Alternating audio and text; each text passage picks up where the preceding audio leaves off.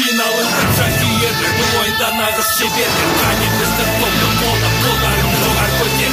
Үздік бестік бұл алаңда қарсыластар тек алға ұмтылған біздің бесік тобыр. Егер біз алаңға шықсақ, ешкімге бермейміз жолды. Жердің тартылыс заңына бағынбай секіреміз. Қорғаныспен жабуды жоғары деңгейде көрсетеміз. Іздің тоқты жеңу оңай емес, сондықтан достым, үздік бестік ел жылдамдағына біздер остық. Әрқашан алдамыз, опта дәлел саламыз. Бай жинаймыз да әрі жалғастырамыз ойынды. Бұл біздің ең үздік топ, қарсыласқа боп жон.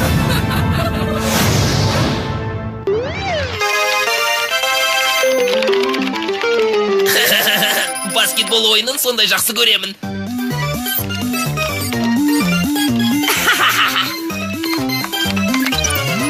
Міне, мен жеңдім! Тағы ойнағыларың келеме? Ертеңгі ойынға дайындық жасайық. Уайымдамаңдар, жігіттер. Қазір ғана үздік ойыншы болудың бағдарламасын тауып алдым. Ендеше бастайық!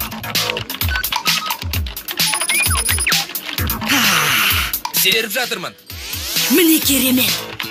Сен алар емеспін. Дайын болды. Дайын. Ол керемет ойыншы кез келген уақытта шаршамайды.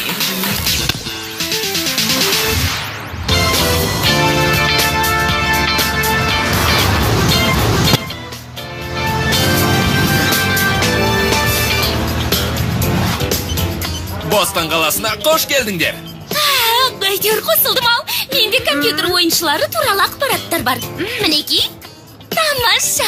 Олар MIT-де Массачусетс технологиялық университетінде оқыған. Техниканы жетік біледі және бағдарлама мамандары, озық ойлаушылар. Сонда не ойлап тауыпты? Бір топ жұмыртқа шығардым. Жұмыртқа шығарып па? Мына жерде Strawberry деген компания бар. Олар үздік технология бұйымдарын жасаушылар, компьютер ойыншыларын қаржыландыратын да осылар.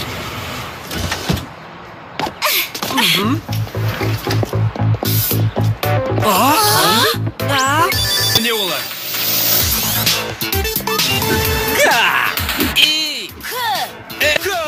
Компьютер ойыншылары! Бостонға қош келдіңдер! Рахмет. Достар, аяқтарына қараңдаршы, жөп-жіңішке. Я, тауықтың сирағы сияқты. Үстеріндегі қызғылт түсті жейделерін айтсаңдаршы. Өте оңай болатын сияқты. Я, дәл солай. Бір доп салуға да жол бермейік. Я! Тони, біздің есеп тақтамызға тағы бір ұпай қосып жазып қойыңа болады. Бұл оңай болмақ. Жа, қойсаңшы, Руди. Әдеп сақтасаңдар қайтет. Я, мына ақпараттарға қарасақ, олар осы уақытқа дейін бірде-бір рет жеңілмейді. Жеңілмеген деме, қарындас, бізді ешкім жеңе алмаған. Есімім Эрик Патша.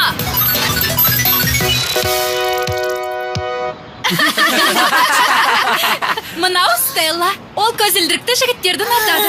Тоқта, ол 99% керемет ойыншы ғой. Солай емес пе? Керемет ойындар еді қой сендерге. Иә, бұл Джон Патша. Бұл Тим атты жігіт. Ол Терри Піл. Және Ферс Боб. Компьютер ойыншылары! Эрик Патша, Ферс Боб. Не деген есімдер десеңші? Олардың жейделеріне қараңдар. Олар шахматтың фигуралары ғой. Патша, Қайпел, Ферс. Мен патшамын. Меніңше сен Руди басшысы болсан керек. Руди, еркін лақтыру сызығынан 62% түсірген. Ал тағы да не білесің?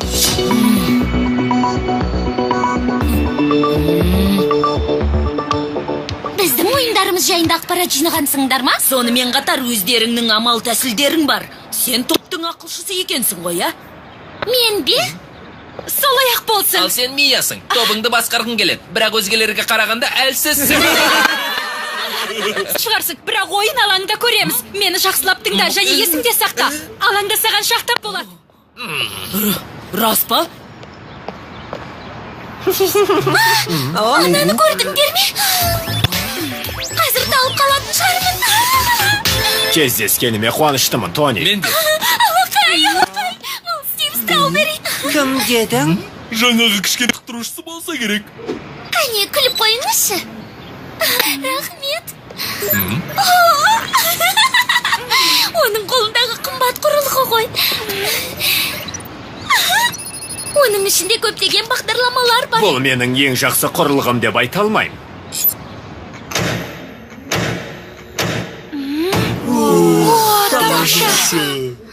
Керемет, мұндай ойын алаңын көрген емеспін. Ойнап көргіле? Әрине.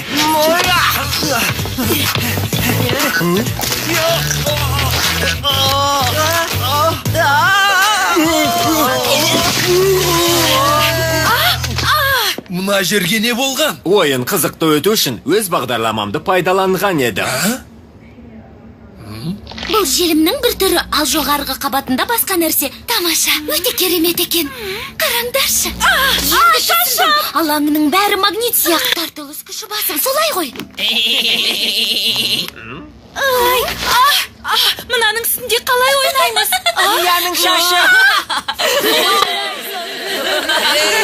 Ал олардың аяқ киімдері жабыспайды. Сонда қалай? Қанекей.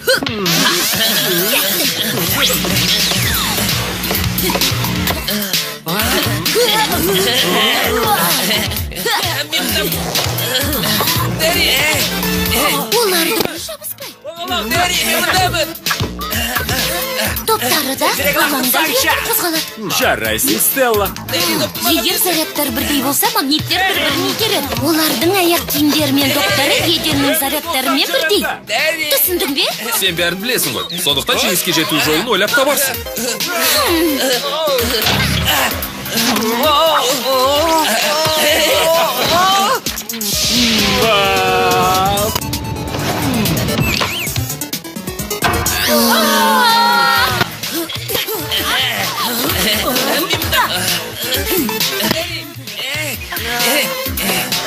Өмірімде мынандай арық балаларды көрген емеспін.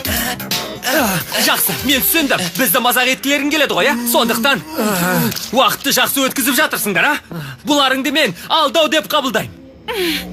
Алдау деймісің? Бұл ойыңмен келіспейміз. Сендер бізді ренжіттіңдер. Кетші! Ренжіту деп осын айтады. Мынауың қыз мінезді ғой. Жағдайда ойнамай. Бұл ойынға жатпайды. Бұл деген мазақтау. Аяқ киімдерімізді өз арамызда ауа киімдері деп атаймыз.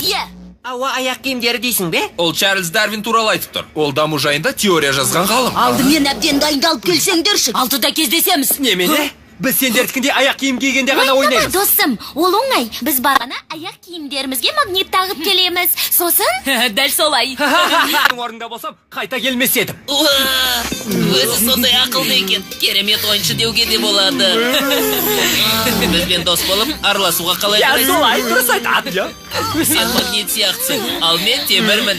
Бірге жүрсек қайтеді? Осы мазақтарында жетер. Тони, біз олармен ойнамаймыз. Біз ақымақ емеспіз. Егер Стелла бірдеңе ойлап тапса, олармен тең боласыңдар. Мені алаңдататыны олардың әдіс тәсілін білмейтіндігіміз. Өз басым олардың ойындарын көрген жоқпын. Бірақ оны қалайда біліп алуымыз керек. Тапсырма, тыңдаңдар, оларды бақылаңдар. Және бәрін білуге тырысыңдар. Ал біз көлікке мініп, олардың ойындарын таспадан көріп талқыға салайық. Солай жасаймыз ба? Одан да жаттыққанымыз дұрыс қой. Руди, баскетбол мықты ойды қажет етеді.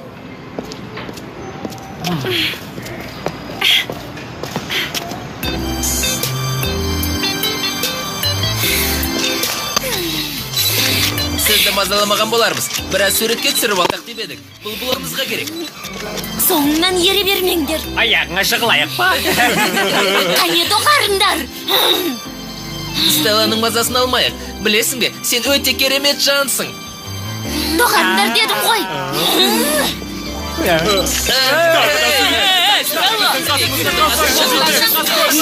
Леом, қазір қарсыластарымыз Стелланың соңында. Бірақ өздері бір түрлі сияқты. Тезірек көмектес. Бір түрлі ме? Сөздерін айтам, қалай түсіндірсем екен. Сөздер деймісің? Сонда олар көп сөйлеп жатыр ма, Лео? Дәл солай, тура таптың. Жөнді ақпарат жинағанда хабарлас. Ойын алаңында жүргендері қызық екен. Ол тура шахматтағы пілдірші сияқты. Ешқашан тура жүрмейді. өздері не ойнап жүре ме? Маған бір қарашы. Тағы бір рет мінеки, қарашы. әбден жалықтырды. Мінеки мына бала. Қане қараңдар.